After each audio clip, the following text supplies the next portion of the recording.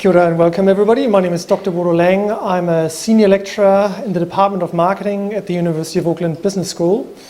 And I have to say it's a tough act to follow all these public health practitioners standing here. So hopefully I'm going to give you some insights into marketing. So really my aim is to give you a little bit of an overview of what marketing is and also give you some insights into how it's used to market soft drinks. So what's in store for you? Really briefly, what is marketing? How are sugary drinks marketed? And how are the key components of marketing used? So hopefully by the end of this, you'll have a little bit of a better appreciation of what marketing can do. So what is marketing? Marketing, at the core of it, is basically about fulfilling customers' needs, or consumers' needs, I should say.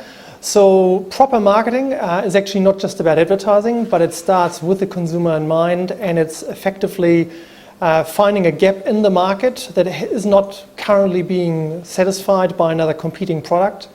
And you do that through market research, sometimes extensive market research, and you're trying to find an angle for your product. And then the product is formulated or the service is put together, and then the advertising starts. So really, when you see advertising, that's just, it's a big visible part of marketing, but marketing is a business function, and it starts much before you see the advertising occurring in media.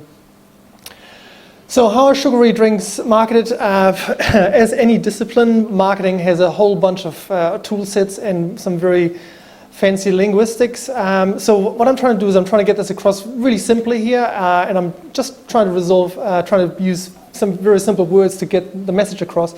So my sense is that there are two ways in which sugary drinks are currently being marketed. One of them is the low road, and it's essentially price. So it's cheap, it's very affordable, and that's why we're buying it.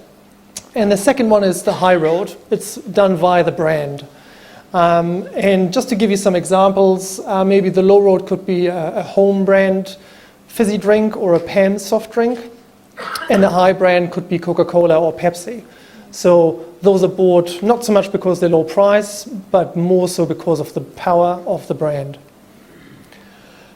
The most valuable brands in the world, well, this is actually outdated as of last night, because just last night the world's leading sort of market research agency just came out with a new evaluation of the world's top brands.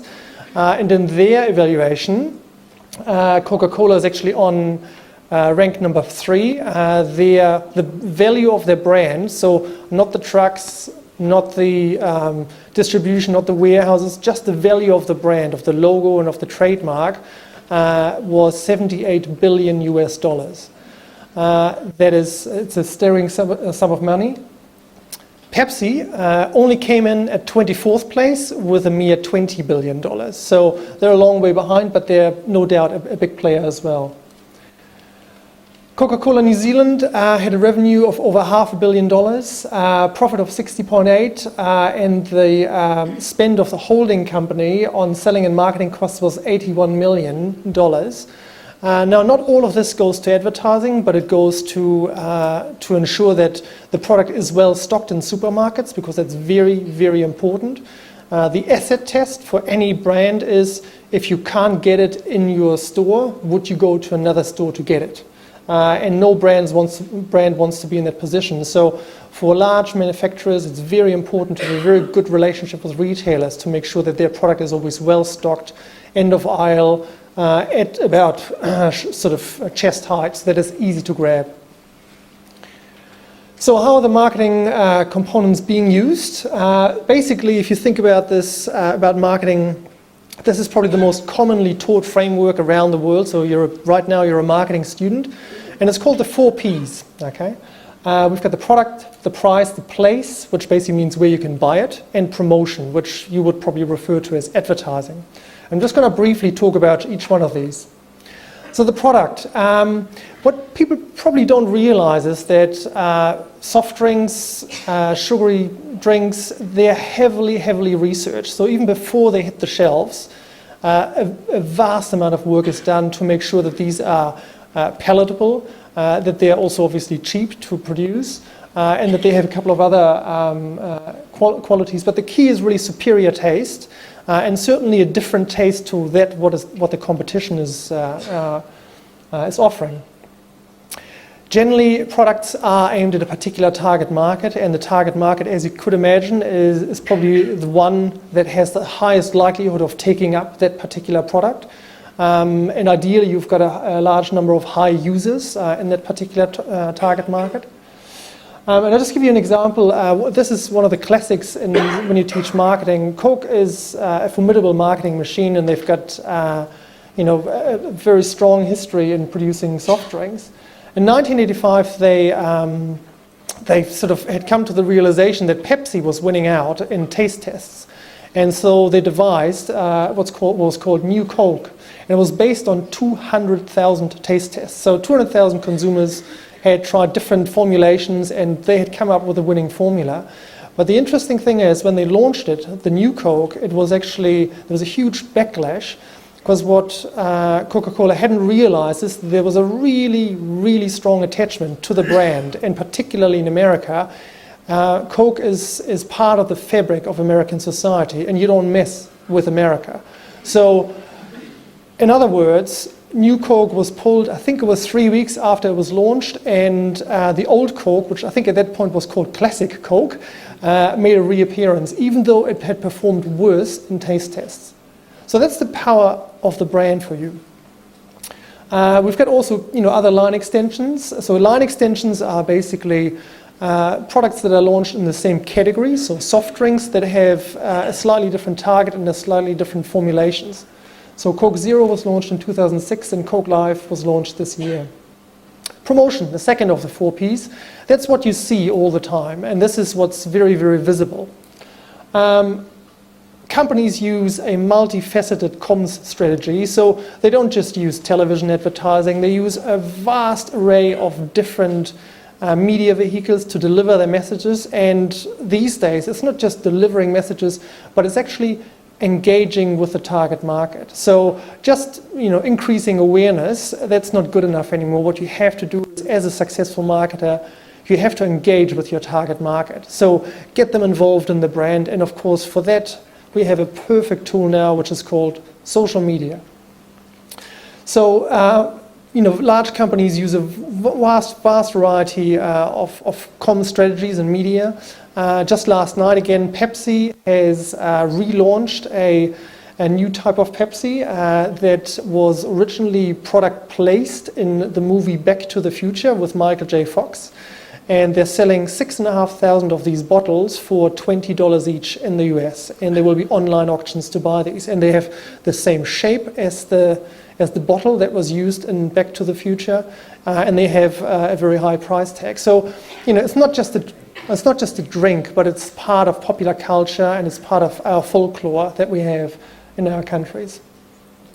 And there's just an example of what not just Coke, but other soft drink manufacturers do as well. They use what's called contextual messages. So you're sitting maybe by a bench in the Auckland Ferry Terminal, and there's a message that says, "Hey, what are you waiting for? Try Coca-Cola Live." So contextually, that's very clever because you're sitting on a bench, and so it's contextually a very appropriate message. And the question is, yes, why don't I?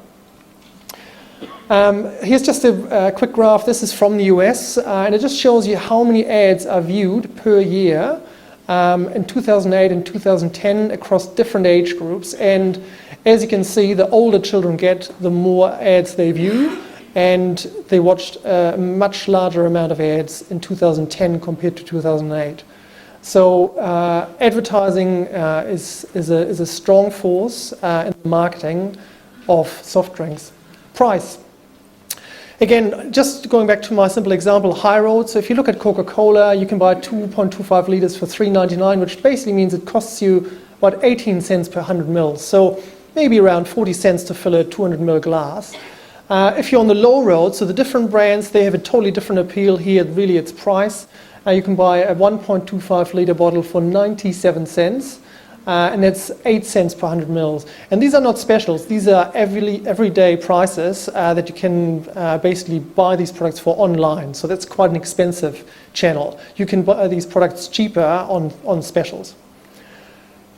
If you look at water, I've had a look at Waiwera, sparkling water. I just did this yesterday, 38 cents per 100 mils. So as you can see, many soft drinks are cheaper than water, and that's a problem.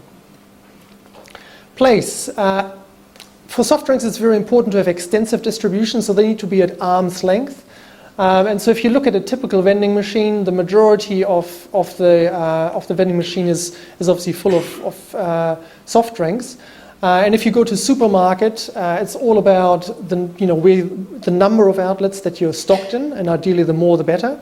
The shelf space, so the amount of shelf space that you have, because the more visible you are, the more obvious the choice becomes to just pick this bottle. And then also it's the position of where you are in the shelf. That's very important, because very few people are motivated enough to go down on their knees and to fish around by their ankles, or to go all the way to the top to fish something out up here. So it's really at chest height where you want to be. And that's where the large manufacturers are. Then there's also co-branding with supermarkets and fast food outlets. So just some quick key points from me. The marketing of soft drinks is pervasive and it's persuasive. It's really everywhere.